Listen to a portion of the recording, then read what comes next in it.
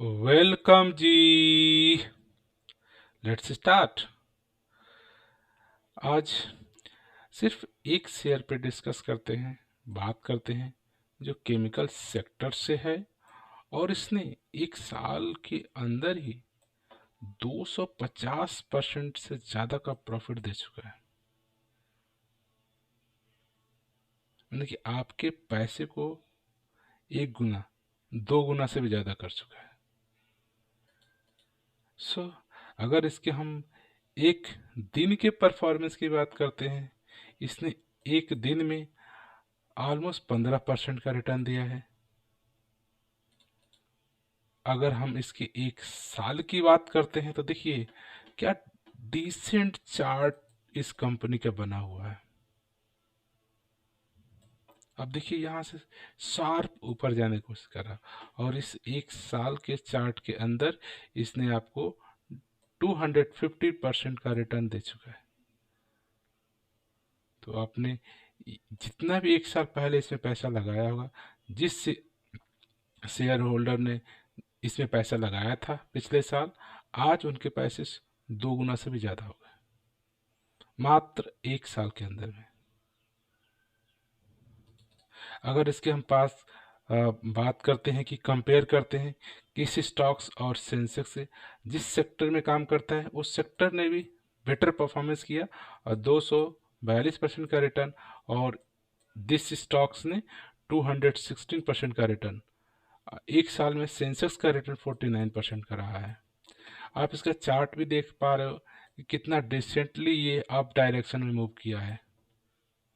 और इसकी हिस्ट्री की बात करते हैं तो अगर आप एक वीक की बात करते हो 15%, एक मंथ की बात करते हो 32%, 1 ईयर की बात करते हो 260%, 3 ईयर की बात करते हो 288%, 5 ईयर की बात करते हो 378%, 10 ईयर की बात करते हो ऑलमोस्ट 700%। सो हिस्टोरिकल रिकॉर्ड भी एक डिसेंट रहा है, एक अच्छा रहा है।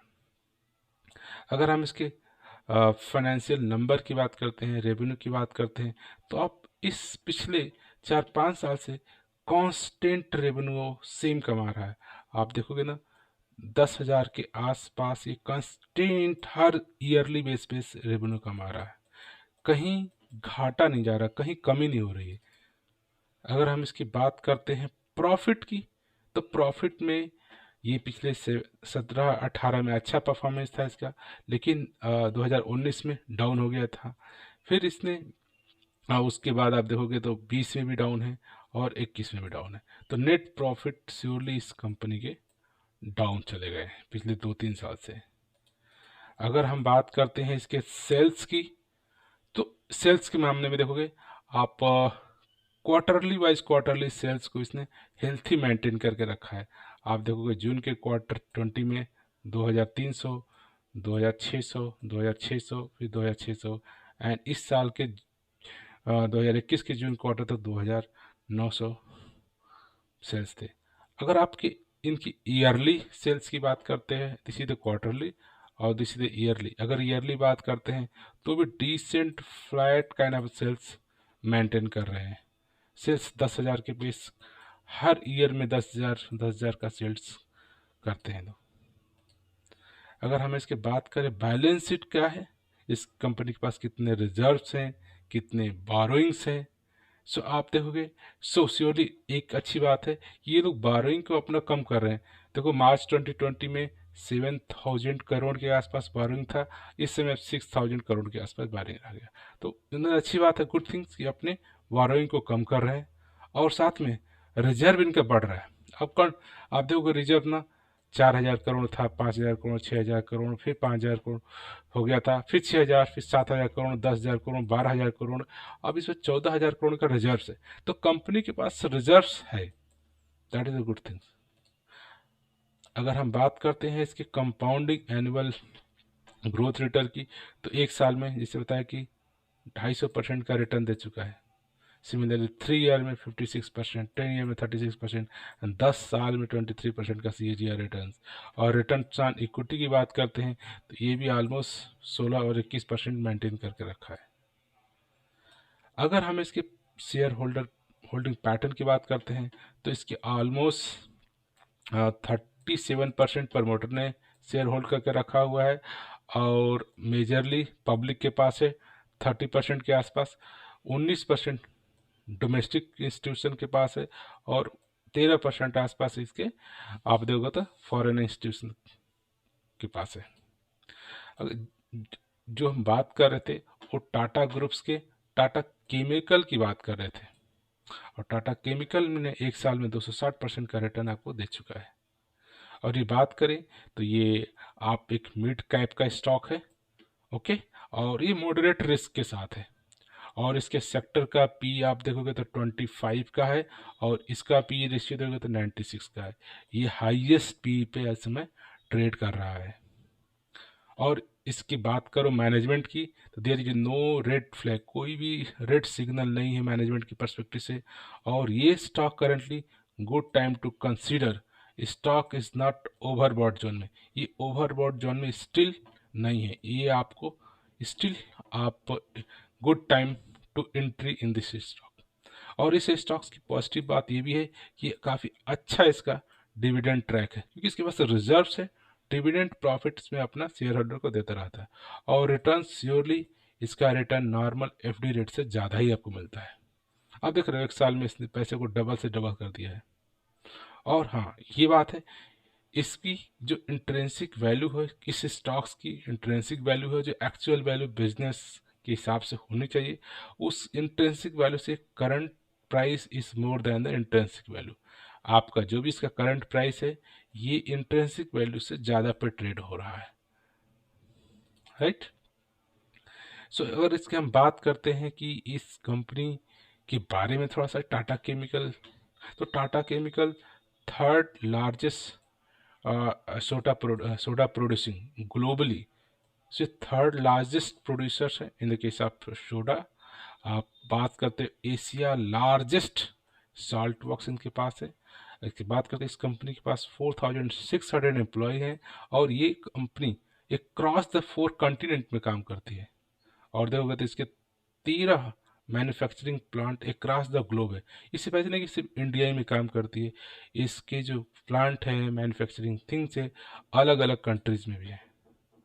सो अगर हम इसकी बात करते हैं कि कौन कौन से कंट्रीज में काम करती है, आप देखो तो इंडिया में तो इसके टाटा केमिकल के प्लांट मैन्युफैक्चरिंग है ये है, और साथ ही देखो नॉर्थ अमेरिका में, मगधी में, यूरोपियन में भी है, आप सिंगापुर में भी इसके एग्जिस्टेंस है, और साउथ अफ्रीका में है। तो ये कंपनी ग्लोबली इसका प्रेजेंस है in case of chemical product बनाने में। अगर हम इसकी बात करते हैं कि किस किस तरह का इसका जो केमिकल बनाती है कहाँ कहाँ यूज होते हैं, आप देखोगे तो मेजरली एग्रीकल्चर में यूज होते हैं। आप एनिमोलियन के जो एनिमल के न्यूट्रिशंस बनाए जाते हैं उसमें होते हैं टाटा केमिकल। आप जो इनके केमिकल्स का, और इनके केमिकल का यूज होता है Tata chemical supply high quality premium cement building, इन सीमेंट्स में भी इसके केमिकल का इस्तेमाल होता है बनाने के लिए। अगर आप बात करोगे इनके जो जो बच्चों के फूड्स एंड न्यूट्रिशंस होते हैं उनमें भी इनके लाइक आप बात करोगे तो इनके केमिकल को इस्तेमाल किया जाता है बनाने के लिए। आप ग्लासेस की बात में भी इनके इस्तेमाल होता है। ये टायर्स वगैरह बनाने में जो हाई परफॉर्मेंस रबड़ होते हैं इनमें भी इनका इस्तेमाल होता है, मेटल्स में भी इनके यूज होते हैं।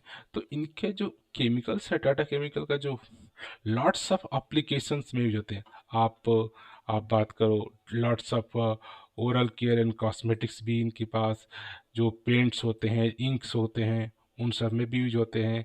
फार्मास्यूटिकल में भी ये पास सप्लाई इनके सप्लाई करते हैं लोग, और अब सेफ्टी इन्वायरमेंट के लिए भी लोग इसकी application huge number of sector में इनके केमिकल्स का यूज हो रहा है। आप सोप डिटर्जेंट बनाने में भी आप इन सब का इस्तेमाल करते हैं। टेक्सटाइल एंड लेदर इंडस्ट्री में भी ये अपने प्रोडक्ट को सप्लाई करते हैं। आप lithium ion dry cell and other batteries से होती है इन सब में भी, और अदर्स लॉट्स ऑफ बिजनेसेस हैं। सो आप इसकी इनके वेबसाइट पे विजिट करिए और देखेंगे तो लॉट्स ऑफ एरिया में ये वर्क करते हैं, और सिर्फ एक कॉन्टिनेंट की बात नहीं करते हैं, एक क्रॉस द ग्लोब बात करते हैं। तो इस टाटा केमिकल का जो बिजनेस है वॉस्टली है, ह्यूज नंबर ऑफ एम्प्लॉय काम करते हैं, एरिया प्रेजेंस ज़्यादा है।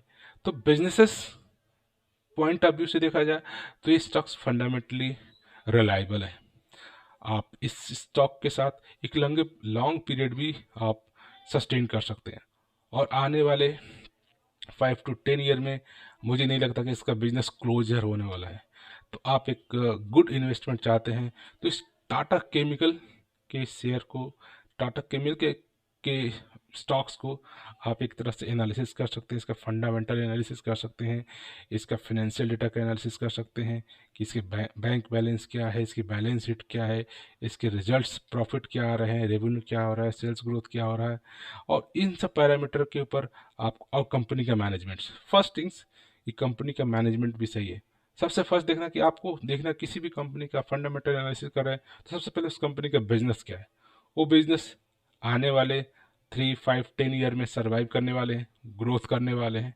यस, सेकेंड जंप करिए, उस कंपनी को चलाता कौन है, उनके मैनेजमेंट।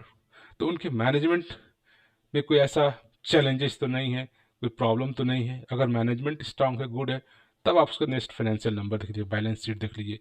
बहुत कंपनी के पास ज़्यादा कोई कर्ज तो नहीं है, कोई बोरिंग तो नहीं है, बस बैंक बैलेंस है कि नहीं है, और उनके क्वार्टरली उनके प्रॉफिट क्या आ रहे हैं, सेल्स क्या हो रहे हैं।